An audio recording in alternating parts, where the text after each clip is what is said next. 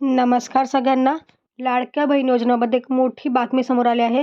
बँकांच्या बाबतीत एक नवीन अपडेट आलेली आहे. आता इथून पुढे फक्त याच बँकेत पैसे जमा होणार आहेत. त्या बँका कोणत्या आहेत? त्या बँकांची पूर्ण लिस्ट मी तुम्हाला सांगणार आहे. तसेच कोणत्या बँकेत पैसे येणार नाहीत, हे पण तुम्हाला सांगणार आहे. आणि जर तुमची ती बँक असेल ज्यात पैसे येणार नसतील, तर तुम्हाला काय करावं लागणार आहे, हे सगळं स्टेप बाय स्टेप सांगणार आहे. तर तुम्हाला आज आहे 14 नोव्हेंबर, ठीक आहे. 15 नोव्हेंबरपर्यंत तुम्हाला हे काम करायचंच आहे, जेणेकरून तुम्हाला पैसे मिळतील, ठीक आहे. तुमची बँक चेंज करायची असेल किंवा कसं करायचं ते सगळं सांगणार आहे व्हिडिओमध्ये. तर व्हिडिओ शेवटपर्यंत बघा, स्किप करू नका. जर तुमची बँक ती असेल ज्यात पैसे येणार नसतील, तर तुम्हाला पैसे मिळणार नाहीत. तुम्हाला बँक चेंज करावी लागेल, ठीक आहे. ही 2 कामं तुम्हाला करायची आहेत. आणि तुम्हाला कसं चेक करायचं की आपली बँक कोणती आहे किंवा आपल्या कोणत्या कोणत्या बँकेत पैसे येत आहेत किंवा येणार आहेत, ठीक आहे. हे चेक करण्यासाठी तुम्हाला काय करावं लागणार आहे, हे सगळं मी कव्हर करणार आहे व्हिडिओमध्ये.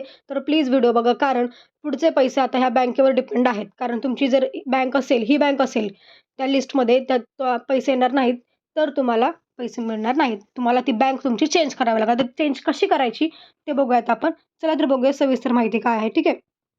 बघा आता मी तुम्हाला काही लिस्ट पहिल्यांदा सांगणार आहे की तुम्हाला बँक कशी चेंज करायची, ठीक आहे, तुमची बँक.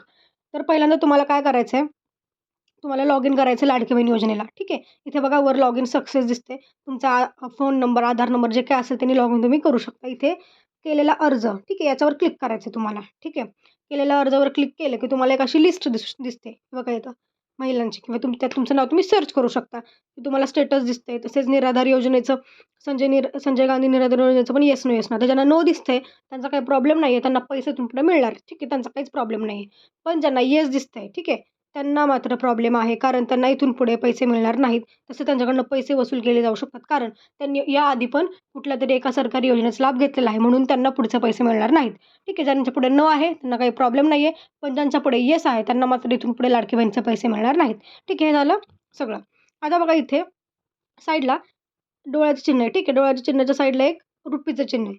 हे जे सेकंडवालं साईन आहे त्याच्यावर तुम्हाला बटनावर क्लिक करायचं आहे, ठीक आहे. त्या बटनावर क्लिक केल्यावर तुम्हाला एक अशी विंडो ओपन होईल. हे बघा अशी, ठीक आहे.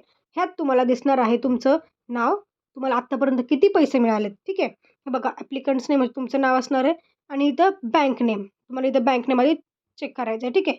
बघा बेनिफिशरी बँक नेम म्हणजे तुमच्या कुठल्या बँकेत इथून पुढे पैसे येतील हे तुम्हाला इथं कळणार आहे.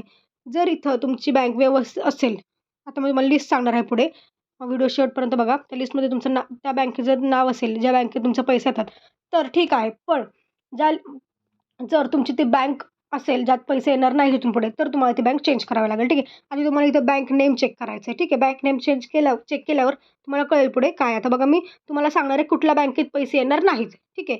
जर तुमची ती बँक असेल इथे दिसणारी बँक, तर तुम्हाला इथून पुढे पैसे येणार नाहीत. बघा आता मी सांगणार आहे तुम्हाला कुठल्या कुठल्या बँकेत पैसे येणार नाहीत, ठीक आहे. हे बघा आता इथं बघा आंध्र बँक, कॉर्पोरेशन बँक ही जी आहे ही मर्ज झाली आहे युनियन बँकमध्ये, त्यामुळे हिचा काही स्वतःचा IFSC कोड नाही आहे. म्हणजे असं आहे की ज्या बँकेत जर तुमची बँक असेल ती IFSC कोड नसेल, तर त्या बँकेत पैसे येणार नाही, कारण लाडक्या बहिणीचे पैसे ज्या बँकेला IFSC कोड असतो त्याच बँकेत येतात. जर तुमच्या बँकेला IFSC कोड नसेल तर तुमच्या बँकेत पैसे येणार नाही. आता बघा लिस्ट मी सांगते ज्यात पैसे येणार नाहीत, ठीक आहे. Andhra bank, corporation bank. जर तुमची ही बँक इथे दिसत असेल तुम्हाला, ठीक आहे, तुमच्या इथे, आता मी लिस्ट सांगणार आहे. त्या लिस्टपैकी एक तुमची जर बँक इथे तुम्हाला दिसत असेल, बँकेचं नाव कुठलंही एक नाव, तर तुम्हाला पैसे येणार नाही आहे, ठीक आहे. पहिली तर आहे आंध्र बँक आणि कॉर्पोरेशन बँक. दुसरं आहे स्टेट बँक ऑफ बिकानेर आणि Jaipur, state bank of Hyderabad, state bank of Mysore, state bank of Patiala, ठीक आहे. Oriental bank of commerce, United bank of India, state bank of Bikaner आणि जयपूर. ह्या जर तुमच्या बँक असतील तर तुम्हाला पैसे येणार नाही. थोडक्यात सांगायचं झालं की तुम्ही तुमच्या आधी बँकेचं बघा IFSC कोड आहे की नाही. IFSC कोड नसेल तुमच्या बँकेला तर तुमच्या खात्यात पैसे येणार नाही इथून पुढे, ठीक आहे. आणि जर तुमचं आता काय झालं, गडबडीत महिलांनी जेव्हा फॉर्म निघले होते तेव्हा लास्ट डेट म्हणत महिलांनी गडबडीत कुठलं तरी एका छोट्या मोठ्या बँका किंवा पतसंस्था असतात त्यांचे अकाउंट दिले होते, ठीक आहे, अकाउंट दिले होते, तर त्या पतसंस्थेमध्येही तुम्हाला पैसे येणार नाहीत, कारण त्याला IFSC कोड नसतो, ठीक आहे. तुम्ही आता तुम्हाला जर चेक करायचं की आपलं कुठल्या बँकेला बाबा पैसे येणार, तुम्ही इथं चेक करू शकता, तेव्हा झालं आपलं, ठीक आहे. पण आता इथून पुढे तुमच्या ज्या पतसंस्था आहेत किंवा काय छोट्या मोठ्या बँका ज्यांना IFSC कोड नाही त्यांना पैसे मिळणार नाहीत, ठीक आहे. आता बघूयात तुम्हाला काय करायचं आहे. तुमचं आधी तुम्ही आधार लिंक चेक करा, ठीक आहे. आधार सीडिंग कुठल्या बँकेला आहे ते चेक करायचं तुम्हाला, ठीक आहे. आधार सीडिंग जर तुम्हाला आता बँक चेंज करायची आहे, ठीक आहे. बँक चेंज करण्यासाठी तुम्हाला काय करायचं आहे, तुम्हाला आधार लिंक त्या बँकेला चेक करायचं आहे ज्या बँकेत इथून पुढे पैसे येतील, ठीक आहे. आता कोणत्या बँकेत इथून पुढे पैसे येतील ते आपण पाहणार आहोत. बघा लिस्ट मी तुम्हाला सांगते. हे बघा इथे जे बँक दिल्यात पूर्ण सगळ्या, ॲक्सिस बँक असेल, ICICI असेल, बँक ऑफ बडोदा असेल, हां ठीक आहे. सगळं RBI state of bank of हे असेल सगळं जे IDBI बँक वगैरे असेल, ह्या बँकेत पैसे येणार आहेत. तर तुम्हाला काय करायचं आहे, तुमचं अकाउंट तुमच्या जवळच्या एखाद्या ICICI असेल, SBI असेल, महाराष्ट्र बँक असेल, त्या बँकेत खातं तुम्ही खोलू शकता आणि तिथे आधार सेटिंग करू शकता. ठीक आहे. आणि 2 महत्त्वाच्या गोष्टी म्हणजे तुम्हाला आधार लिंक करायचं आणि KYC करायचं बँकेत जाऊन. ठीक आहे. ज्या बँकेला IFSC कोड असतो त्या बँकेत तुम्ही खातं खोला आणि त्या बँक तुम्हाला लाडकी बहीण योजनेमध्ये द्यायची आहे. ठीक आहे. त्या बँकेचा सगळा जो डिटेल्स आहे ते तुम्हाला द्यायचे आहे किंवा आधार लिंक जरी केलं तर तुम्हाला त्या बँकेत पैसे पडून जातील. ठीक आहे. म्हणजे तुम्हाला आता बँकेत लवकरच जा, कारण उद्यापर्यंत हे काम करा, जेणेकरून तुम्हाला लगेच निवडणुकाचा निकाल लागणार आहे 23 तारखेला. त्याच्यामुळे लगेच दुसऱ्या दिवशीपासून पैसे पडायला चालू होणार लाडक्या बहिणीचे पुढचे हप्ते जे काय असतील ते. ठीक आहे. त्यामुळे तुम्हाला लवकरात लवकर हे काम करायचं, जेणेकरून तुम्हाला काही प्रॉब्लेम येणार नाही पुढे. तुम्ही आधी तुमच्या बँकेचा IFSC कोड आहे की नाही चेक करा.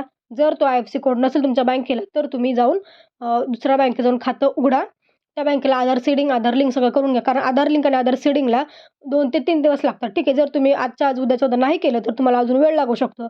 जेणेकरून तुमच्या पैसे तुम्हाला लेट होऊन जाईल. त्यापेक्षा तुम्ही 23 नोव्हेंबरच्या आत, 20 नोव्हेंबरच्या आतच ही कामं करून घ्या, जेणेकरून तुम्हाला काही प्रॉब्लेम येणार नाही. तुम्ही जाऊन आधी बँकेत खातं खोला, तिथं आधार सेटिंग, आधार KYC करून घ्या आणि तुम्हाला आता काही करण्याची गरज नाही. तुम्हाला डायरेक्ट ते पैसे तुमच्या त्या नवीन खात्यात पडून जातील. ठीक आहे. आणि जर तुमचं पोस्टाचं खातं असेल, तर काही प्रॉब्लेम होणार नाही आहे. पोस्टाच्या खात्यात पैसे पडतातच. फक्त पतसंस्था, छोट्या-मोठ्या बँका ज्यांना IFSC कोड नाही, त्यांना पैसे मिळणार नाहीत. त्यांच्या बँकात प्रॉब्लेम येणार आहे पैसे पडण्यासाठी. त्यामुळे तुम्ही तुमची बँक चेक करा आणि ते चेंज करा. ठीक आहे. ती बँक चेंज करा, जेणेकरून तुम्हाला इथून पुढे व्यवस्थित पैसे मिळून जातील. नाहीतर तुम्हाला पैसे मिळणार नाहीत. एवढे लाडक्या बहिणीचे जे पुढचे हप्ते ते तुम्हाला अजिबात मिळणार नाहीत. त्यामुळे लवकरात लवकर बँकेत जा. तुमचा आधार लिंक, आधार KYC करा. बँकचं पहिल्यांदा खातं खोला नवीन. त्याचं आधार लिंक, आधार सीडिंग करा, कारण त्याला 3 ते 4 दिवस लागतात. मग तुमचं आपोआप तुमचे पैसे जे आहेत तुमच्या त्या खात्यात पडून जातील. ठीक आहे.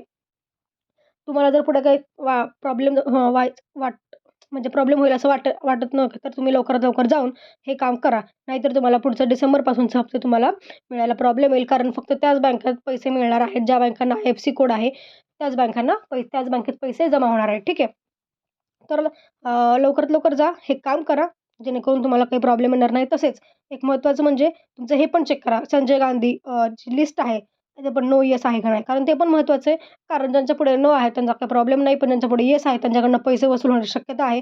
कारण त्यांनी ऑलरेडी एक असा सरकारी योजनेचा लाभ घेतला, तरी पण त्यांनी लाडकी बहीणचा फॉर्म भरला आहे. त्यांच्याकडे पैसे पण आलेत, ते पैसे आता वसूल होण्याची शक्यता आहे. ते निवडणुकीनंतर आपल्याला कळेल, की नक्की काय तपासणी होणार आहे का, अर्जाची हानी होणार आहे का, ते आपल्याला नक्कीच कळेल. पण ज्यांच्यापुढे नो आहे त्यांना काही प्रॉब्लेम नाही आहे, पण ज्यांच्यापुढे येस आहे त्यांना प्रॉब्लेम होऊ शकतो. तर आजच्या व्हिडिओमध्ये एवढंच. भेटूया पुढच्या व्हिडिओमध्ये. धन्यवाद. आणि मला कमेंटमध्ये नक्की सांगा तुमची बँक कोणती आहे, जेणेकरून मी त्याला कमेंटला आन्सर देईल, की तुम्हाला चेंज करायची गरज आहे की नाही बँक. ठीक आहे. ते मला सांगा आणि नक्की सांगा, की तुमच्या बँकेला IFSC कोड आहे की नाही. ठीक आहे. हे सगळं कमेंटमध्ये सांगा. मी तुम्हाला नक्की आन्सर देईल. धन्यवाद.